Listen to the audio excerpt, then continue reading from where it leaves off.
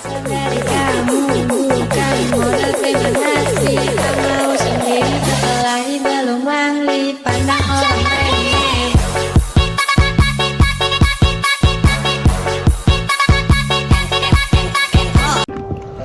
Assalamualaikum warahmatullahi wabarakatuh. Perkenalkan, kami dari kelompok 6 dengan saya Faiza Dinda dan rekan-rekan saya yaitu Valentina, Nur Adila, dan Anugrah.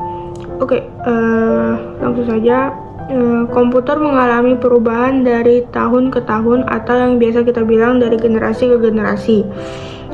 Kami di sini dari kelompok 6 akan menyampaikan atau mempresentasikan tentang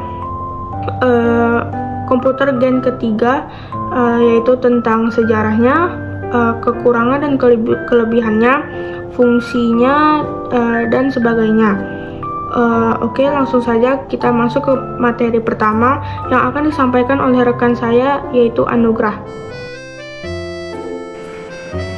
Assalamualaikum warahmatullahi wabarakatuh. Perkenalkan, nama saya Anugrah Putra Aswanda. Baiklah, saya akan menjelaskan tentang sejarah komputer generasi ketiga. Komputer generasi ketiga dimulai pada tahun 1964 hingga 1971.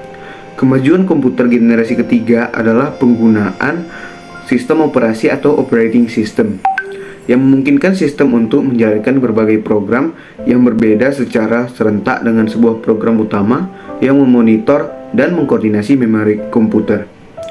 Pada generasi ini Integrated Circuit atau IC muncul. IC dibuat pertama kali oleh Jack Kilby dari Texas Instruments dan Fairchild Semiconductor pada tahun 1958. Teknologi inilah yang menjadi ciri utama dari generasi ketiga pada sejarah komputer. Baik, sekian dari saya. Terima kasih. Baik, selanjutnya saya akan mempresentasikan kelebihan dan kekurangan komputer generasi ketiga. Ada beberapa kelebihan di komputer generasi ketiga, yaitu yang pertama, komputer generasi ketiga pemrosesan datanya lebih cepat dibanding dengan komputer generasi sebelumnya. Yang kedua, komputer generasi ketiga penggunaan listriknya atau pemakaian listriknya lebih sedikit dibanding dengan komputer generasi sebelumnya. Yang ketiga, komputer generasi ketiga dapat menyimpan ratusan ribu karakter. Dan yang terakhir, komputer generasi ketiga dapat menjalankan perintah secara serentak.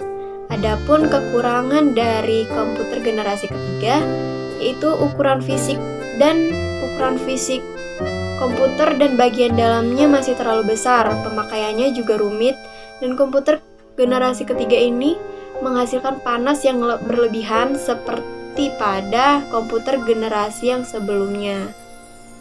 Baik, terima kasih, segitu saja yang dapat saya presentasikan mengenai kelebihan dan kekurangan komputer generasi ketiga. Baik, selanjutnya saya akan menjelaskan fungsi komputer dalam bidang ekonomi dan bisnis. Yang pertama itu fungsi dalam bidang perbankan.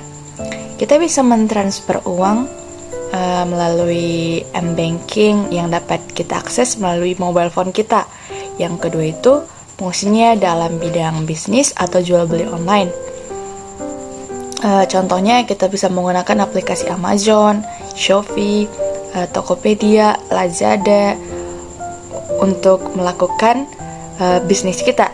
Yang ketiga itu dapat mempermudah proses hitung-menghitung mengenai pemasukan berapa penjualan kita menggunakan aplikasi yang ada di komputer kita. Salah satunya contohnya itu Microsoft Excel. Yang keempat itu memberikan informasi terbaru di pasar penjualan atau update produk yang sedang tren di pasar penjualan gitu. Dan yang kelima itu membuat blog suatu bisnis dan mempostingnya ke sosial media. Contohnya kita bisa menguploadnya ke Facebook ataupun ke YouTube kita, ataupun bisa melalui TikTok yang sedang tren saat ini. Dan yang terakhir itu membuat jaringan sesama pembisnis itu bisa terhubung melalui LinkedIn. Dan masih banyak lagi fungsi komputer dalam bidang ekonomi dan bisnis. Oke, sekarang saya akan membawakan materi tentang perkembangan desktop di Indonesia. Pada awal masuknya komputer di Indonesia, hanya pemerintah dan industri besar saja yang mampu membelinya. Hal itu dikarenakan pada saat itu komputer merupakan perangkat yang sangat mahal. Lalu, komputer pun semakin berkembang dan pada tahun 1999 atau tahun Pentium 3, komputer sudah dilengkapi dengan CPU yang memakai memori RAM jenis SDRAM yang berkapasitas 64 MB hingga 256 MB.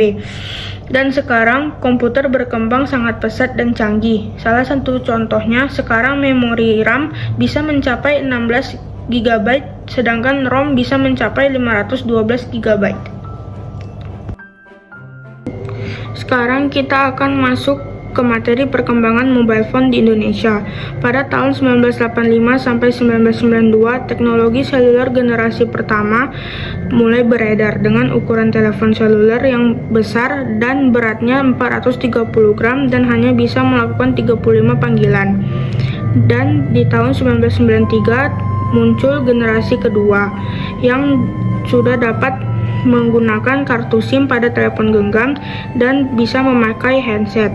Lalu di tahun 1999 handphone monoponik dengan fitur bisa saling mengirim SMS dan sudah bisa menggunakan kartu prabayar.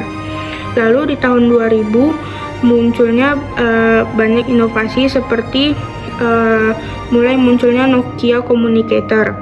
Lalu di tahun 2014 teknologi 4G LTE beroperasi di Indonesia.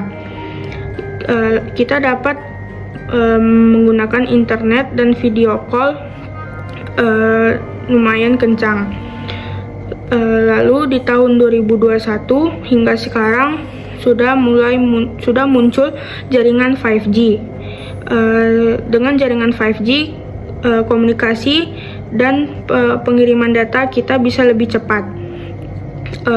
Oke, baik, mungkin segitu saja dari kelompok kami. Mohon maaf bila ada salah kata. Wassalamualaikum warahmatullahi wabarakatuh.